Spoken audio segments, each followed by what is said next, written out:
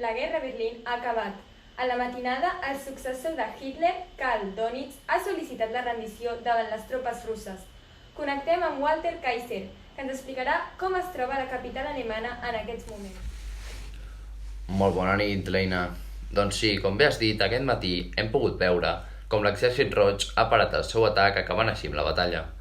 Després de dies i dies d'un brutal i sagnant enfrontament, Berlín ha quedat destrossada com podem veure, plena d'edificis en ruïnes i de cadàvers pels carrers. Walter Kaiser, la veu del poble, Berlín. Moltes gràcies, Walter. Ara veurem un petit reportatge de la batalla que han viscut els berlinesos les darreres setmanes, fet pel mateix Walter Kaiser, qui l'ha estat seguint durant tots aquests dies des de primera línia. Tot va començar la nit del 16 d'abril. Els soviètics van iniciar el seu atac il·luminant l'arribada de les seves tropes i furgons d'artilleria amb uns enormes focus de llum. Es van situar davant de les nostres dues línies defensives al llarg del riu Oder i la ciutat de Shiloh. Aprofitant que els nostres soldats es centraven amb les tropes soviètiques que anaven arribant, l'exèrcit roig va bombardejar amb els seus avions el centre de la capital.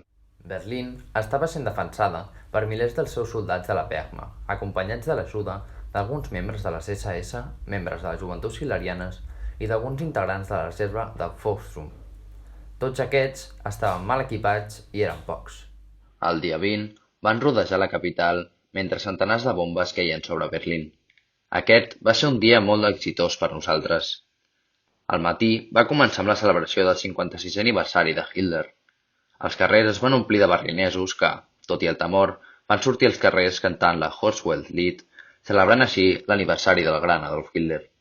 El mateix dia, l'exèrcit alemany, més unit que mai, no va permetre que el nou intent d'ofensiva de l'exèrcit roig funcionés i va aconseguir que els nostres soldats paressin l'atac enemic.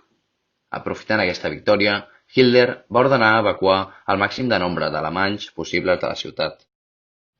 Després de 5 dies de confrontació contínua sense descans, malauradament, l'exèrcit roig va aconseguir travessar les nostres línies defensives i va entrar a la capital situant-se en els districtes de Marchand, Neukölln i Lichtenberg. I com dins, no va tardar ni un dia en arribar al districte de Tiergarten, a les afores del districte de Kreuzberg, i a controlar l'aeroport de Tempelhof i tota la zona del seu voltant. El dia 28, les tropes alemanyes van quedar concentrades al centre de Berlín. Els soviètics cada dia estaven més a prop del Reichstag i els soldats ja començaven a estar cansats, però en cap moment podien parar de defensar la capital dels atacs enemics. Goebbels va anunciar que estaven arribant un gran nombre de reforços i de munició i que aquesta guerra la guanyaria Alemanya.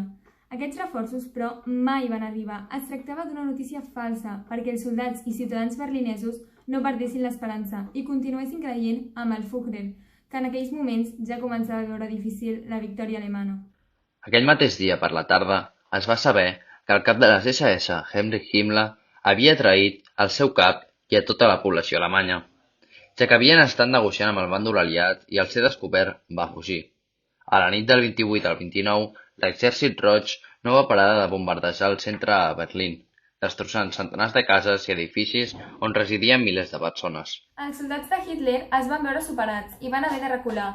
L'exèrcit roig no va deixar ni un moment de descansar els alemanys. A l'alba encara seguien atacant la capital. Els soviètics, després d'una sagnant i ferotge lluita, van intentar fer-se amb el control del quartel general de la Gestapo, però la reacció per part de l'exèrcit alemany no va trigar gens. Un centenar de soldats de les Waffen-SS van contraatacar i acabar amb l'ofensiva russa al quartel. Feia dies que no sabíem res del nostre Führer, però tot i així seguíem confiant en ell. La batalla cada cop es veia pitjor per al nostre bàndol.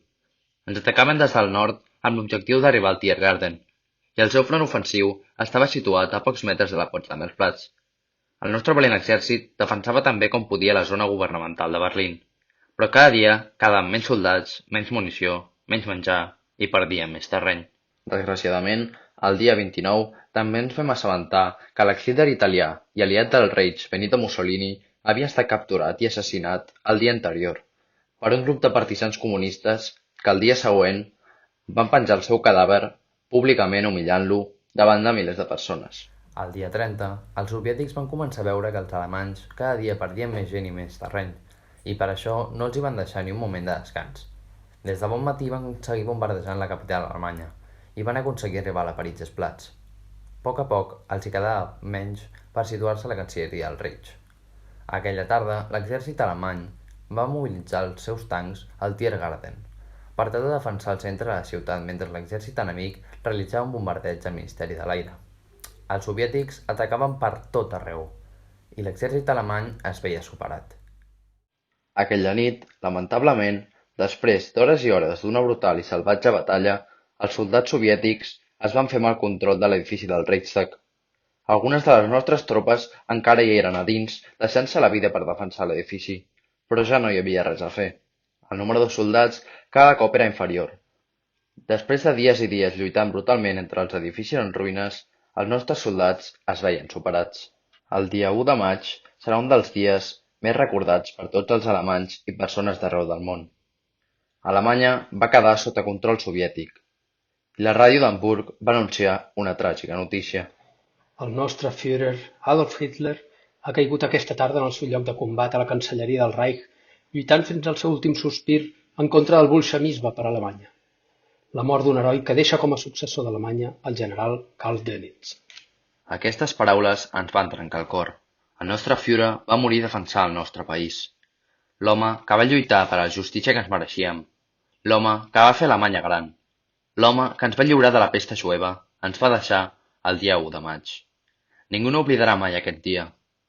Després d'anys lluitant, espatlla a espatlla, deixant-se la pell al camp de batalla fins l'últim cartutx, Alemanya va ser vençuda. Hores més tard, de l'anunci de la mort de l'estimat líder alemany, el seu successor, Karl Dönitz, va sol·licitar al tinent Vasili Txikov la rendició incondicional. Aquest va acceptar la rendició alemana, comunicant-ho per ràdio a les tropes soviètiques. A les 8:45 hores del 2 de maig, l'exèrcit rus va acabar amb la batalla com se li havia ordenat. La derrota de l'imperi nazi ja era oficial. Doncs aquesta ha sigut la tràgica situació viscuda les últimes setmanes a Berlín, explicada pel nostre valent periodista Walter Kaiser. Alemanya ha caigut, però confiem en que es tornarà a aixecar, i més forta que mai. Fins aquí el Telenotícies. Els desitgem una molt bona nit. Fins demà a la mateixa hora.